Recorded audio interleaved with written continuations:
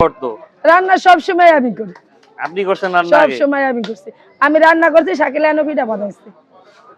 Belgium হাঁস পাক করলে পোল্ট্রি মুরগির মতন লাগবে। পোল্ট্রি মুরগির যে মজাটা, এই মজাটা লাগবে, কিন্তু দেশি হাঁসের মতো মজাটা লাগবে না।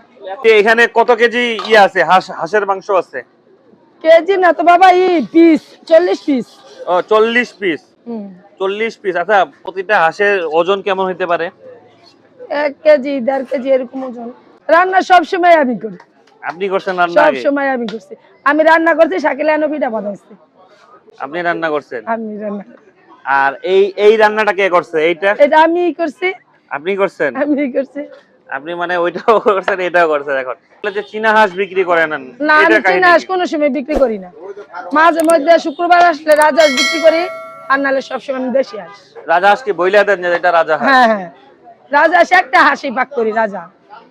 আর আমরা প্রতিদিন আমার আল্লাহ দিলে 90টা 80টা হাঁস বিক্রি করি প্রতিদিন আল্লাহ রাস্তায়। বেলজিয়াম হাঁস পাক করলে পোল্ট্রি মুরগির মতন লাগবে। পোল্ট্রি মুরগির যে মজাটা, এই মজাটা লাগবে, কিন্তু দেশি হাঁসের মতো মজাটা লাগবে না।